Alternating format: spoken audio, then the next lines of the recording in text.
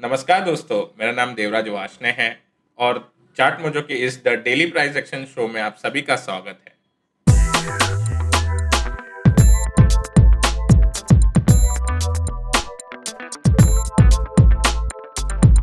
तो हमने देखा कि आज के दिन निफ्टी ने एक गैप डाउन ओपनिंग दी और उसके बाद अच्छा रिस्क रिवॉर्ड होने के कारण, जैसा हम कल बात कर रहे थे वीडियो में, वापस से निफ्टी ने एक अप मूव दी। उसके बाद more more and the less Nifty एक साइडवेज रेंज में कंसोलिडेट हो गया। अभी मार्केट की जो सिचुएशन है, अगर हम मार्केट के कंपोजिशन को देखें निफ्टी के, जो भी हमारे हैवी वेट्स है वहाँ पे हमें काफ़ी सेलिंग देखने मिल रही है। अगर हम स्टॉक स्पेसिफिक देखने जाए इन डिफरेंट सेक्टर्स, तो हमें कुछ स्टॉक्स में अच्छा एक शॉर्ट कवरिंग मूव आता हुआ दिखाई देता है, specially in the mid cap segment. Friday के बारे में मैं एक और बात बता दूं, हमने अधिकतर ये देखा है कि फ्राइडे के दिन, क्योंकि सैटरडे संडे ऑफ होने के कारण एक सेल ऑफ हो जाता है। अगर ट्रेडर्स एक्सपेक्ट कर रहे हैं कि सैटरडे संडे ज़्यादा न्यूज़ फ्लो आएंगे। अगर फ्राइडे के दिन हमने देखा है कि अगर फ्राइडे के दिन पॉजिटिव क्लोजिंग मिल रही है आफ्टर द पैंडमिक, तो most of the time Nifty Monday को एक पॉजिटिव सरप्राइज देता है। तो कल की closing more and the less हमें लग रहा है कि एक साइडवेज ही होगी, साइडवेज टू माइल्ड नेगेटिव हो सकती है, अगर ट्रेडर्स ये एक्सपेक्ट करें कि काफ़ी न्यूज़ फ्लो बढ़ रहे हैं। अभी हम निफ्टी के चार्ट पे अपडेट ले लेते हैं। तो ये रहा हमारा निफ्टी का चार्ट। अगर हम निफ्टी के चार्ट पे देखें तो हमारा अपसाइड का टारगेट स्टिल इंटैक्ट है। इसके बाद अगर हम देखें, जैसे कि मैं वीडियो के स्टार्ट में बोल रहा था कि माइल्ड नेगेटिव टू साइडवेज का मूवमेंट यहाँ पे हमें देखने मिल सकता है और मंडे को हमें एक फ्रेश मूव देखने मिल जाएगी। तो अभी हम बैंक निफ्टी पे भी एक बार अपडेट ले लेते हैं। अब बैंक निफ्टी ने आज गैप डाउन ओपनिंग दी और गैप डाउन ओपनिंग के बाद बैंक निफ्टी ऑलमोस्ट काफ़ी एक अच्छे लेवल पे आ गया है। मैं इसका एक छोटा टाइम फ्रेम का चार्ट इधर लगाता हूँ। आर्ली चार्ट हम देखते हैं। आर्ली चार्ट के ऊपर एक गैप है जो ऑलमोस्ट, अगर मैं इस ट्रेंड लाइन को एक्सटेंड करूँ तो ऑलमोस्ट ये इधर आता है। ओके, मैं प्लॉट कर देता हूँ ये लेवल सीधे। ये लेवल का इम्पोर्टेंस ये रहेगा, अगर हमें निफ्टी माइल्ड नेगेटिव दिखता है, उसके सामने हमें बैंक निफ्टी एक ज़्यादा नेगेटिव ओपनिंग देता हुआ दिखाई दे और अगर ये गैप फिल हो जाए तो इससे बेहतरीन हमें आर वाला ट्रेड सेटअप नहीं मिलेगा। यहाँ पे हमारा रिस्क काफ़ी कम हो जाएगा if you want to go long, और हमारा रिवॉर्ड काफ़ी बड़ा हो जाएगा। जैसे हम ब्रेकआउट रीटेस्ट के बारे में बात करते आते हैं, कोई भी पैटर्न का हमें ब्रेकआउट मिलता है तो उसके बाद रीटेस्ट होता है। इस केस के अंदर एक बार रीटेस्ट हो चुका है, अब सेकेंड टाइम रीटेस्ट अगर कल नेगेटिव सेंटिमेंट्स मिलते हैं मार्केट में तो हमें होते हुए दिखाई देगा। अब ब्रेंड जो हम देख रहे हैं, जब से हमने ये सीरीज स्टार्ट की है, ये 1 आवर का चार्ट है, मैं इसको डेली कर देता हूँ। अब डेली पे ब्रेंड ने अच्छा खासा पुल बैक दिया। Now it is hovering around this golden ratio. तो अगर 120 के नीचे जाता है जैसा हम देख रहे हैं और उसके नीचे हमें कल ओपन होते हुए दिखाई देता है, then it will be a positive news for the equity. But क्योंकि न्यूज़ फ्लो आ रहे हैं, उस वजह से हमें इस पे एक ट्रैक रखनी चाहिए। अगर 115 के नीचे मिले तो वो एक काफ़ी अच्छा संकेत होगा इक्विटीज़ के लिए। हमें एक चीज़ ध्यान रखनी है कि जो अधिकतर जो कमोडिटीज़ होती है वो इतनी बड़ी मूव नहीं देती। अगर मैं ब्रांड का चार्ट आपको बताऊं, तो अगर आप देखो, ब्रांड अधिकतर एक छोटे रेंज में ट्रेड होता है। Okay, see this. अगर कोई बड़ी मूव देखने मिल रही है हमें कमोडिटीज़ पे, उसका मतलब अनसर्टेनिटीज़ है मार्केट के अंदर। तो इसीलिए जब भी हमें ब्रांड वापस से डिक्लाइन होता हुआ दिखे अब, तो हमें एकदम से इक्विटी पे अब पॉजिटिव नहीं होना। क्योंकि अगर ये जो हमने पहली डिक्लाइन देखी, अगर ये वाली मूव को फेल होना था तो फर्स्ट टाइम पे ही हमें एक बहुत बड़ा करेक्शन देखने मिल जाता। क्योंकि इसने वापस से रिट्रेसमेंट दिया है, अब ये धीरे धीरे नीचे जाएगा। तो इस एनवायरनमेंट में हम थोड़े सिलेक्टिव स्टॉक्स पे देखेंगे कि क्या पैटर्न बन रहे हैं। हमने आज जो 6 स्टॉक्स निकाले हैं उस पे intraday as well as positional trade idea दिखाई दे रहे हैं। So now we will see our first stock, that is Birla soft.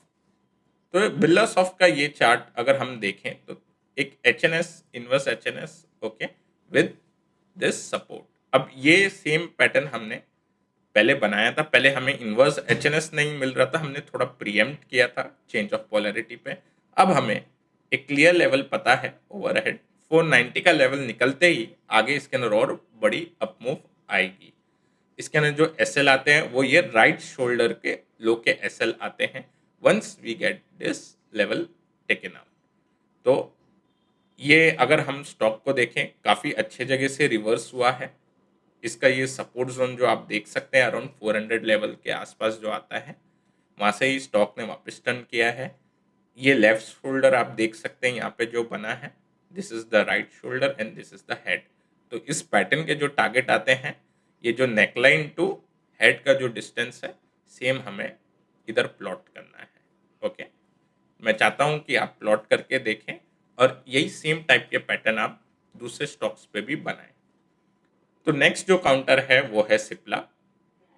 अब सिप्ला एक परफेक्ट एग्जांपल है ब्रेकआउट रीटेस्ट का। ओके, इसे हम ब्रेकआउट रीटेस्ट कैंडिडेट बोलते हैं।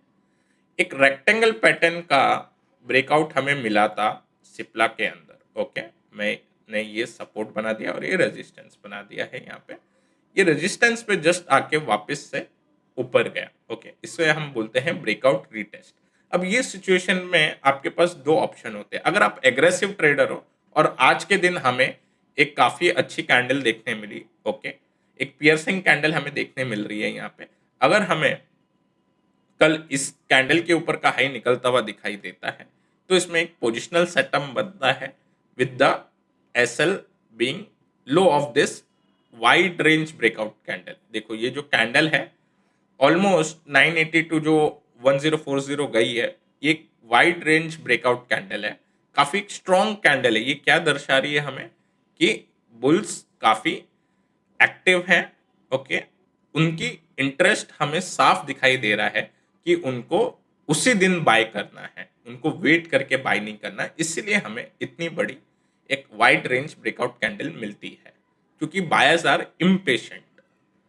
अब अगर हम इधर देखें तो इस कैंडल के हाई निकलते ही तो जो एग्रेसिव ट्रेडर होते हैं वो पोजीशन बनाते हैं। सेकंड, किसी को इसके अंदर सेफ प्ले आउट करना होता है तो हम जो ये मोमेंटम का हाई जो देख रहे हैं ब्रेकआउट होने के बाद 1080 का लेवल, वो एक बार लेवल क्लियर होता है तो वहां एंट्री बना सकते हैं with S L being the retest level. तो रीटेस्ट लेवल हम देख सकते हैं 1000, तो वो आपका एस एल हो जाता है।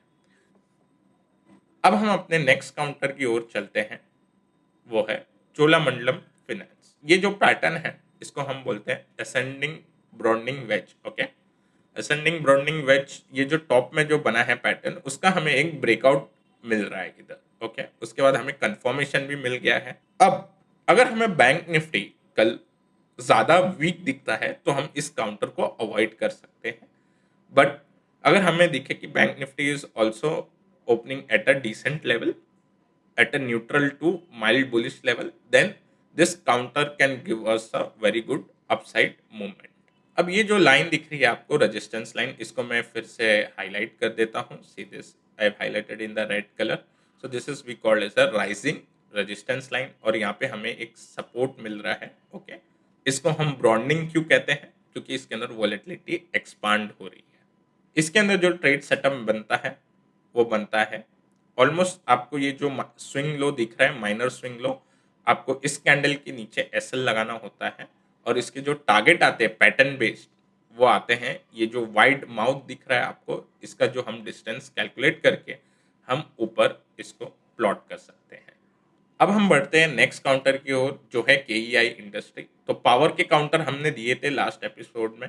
पावर और मेटल निफ्टी नीचे जाने के बाद भी, आज के दिन गैप डाउन ओपनिंग के बाद भी हमें पावर एंड मेटल में अच्छी मूवमेंट मिली।